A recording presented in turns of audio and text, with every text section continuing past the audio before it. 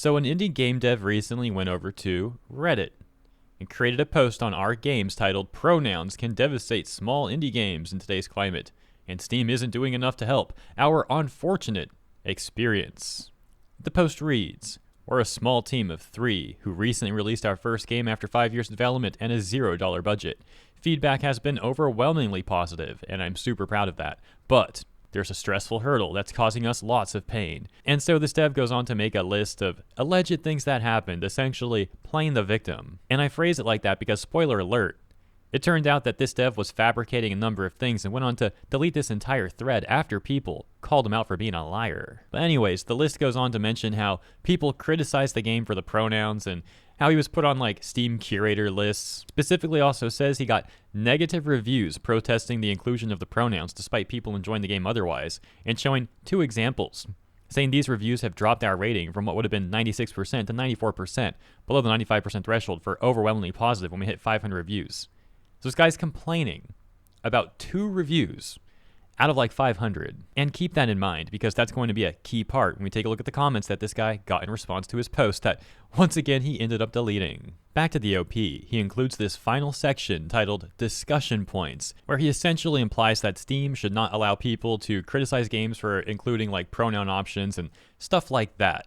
Basically implying that Steam should censor those people, but then going on to say that he's not really asking for censorship. Gosh, I guess that's also ironic that he ended up censoring himself by deleting his post once people found out that this guy was just a grifter. Oh, and also, something we're going to talk about in a moment, he's even censoring his like Steam page now too. The discussion's over there, so yeah.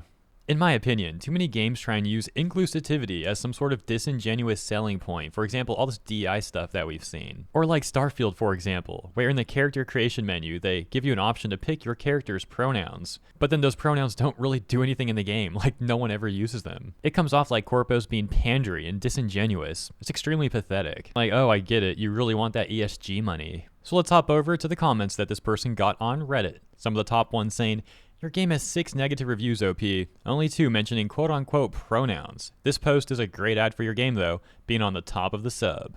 Another reading, "A grand total of 2 of this game's negative reviews mention pronouns, which is the only 2 examples the OP made. They're literally the only reviews that mention pronouns. That's all of them. Not sure this deserves an entire thread devoted to it." Edit, and there you go. The grifter has deleted their posts. Some people have even said that over on our games, the moderators attempted to initially help the OP by deleting posts that were calling them out for their lies. Seems like so many people began to comment about that stuff though that the mods gave up, if those claims are true. Make of that what you will. However, this is factually something that does occur on Reddit.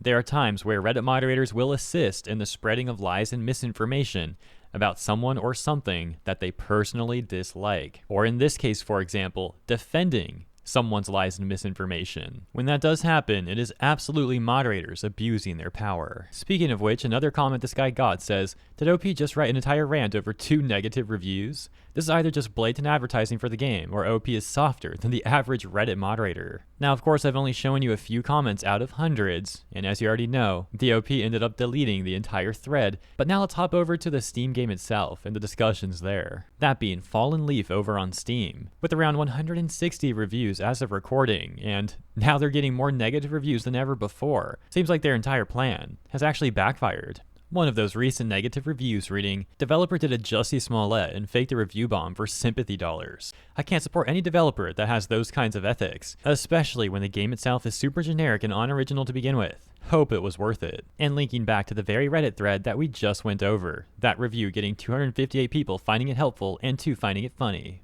Another saying, "They put pronouns in the game, then tried to start a brigade on Reddit about 2 negative reviews that mentioned it.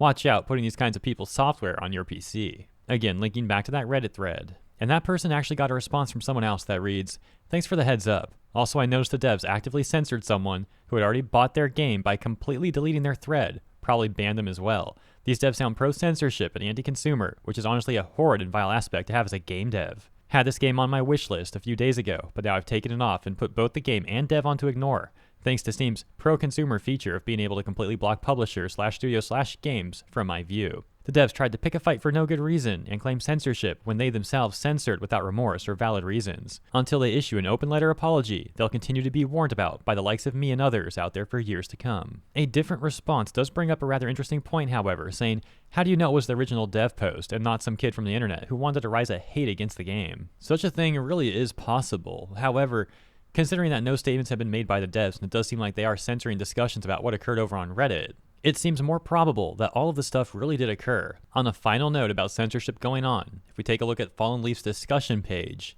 it does seem like there are various posts getting locked. However, they're posts about like gameplay issues. What's especially odd though, taking a look at this discussion page, is that there doesn't seem to be a single post talking about the Reddit situation. It seems nearly guaranteed that people would be on the discussion page talking about that stuff, and the fact that there doesn't seem to be any posts of such really does look suspicious. Ultimately, once again, make of all this what you will, and consider letting me know what you think about this situation in the comments. If you enjoyed my coverage, please also consider liking and or subscribing. Appreciate ya, and I'll see you in the next one.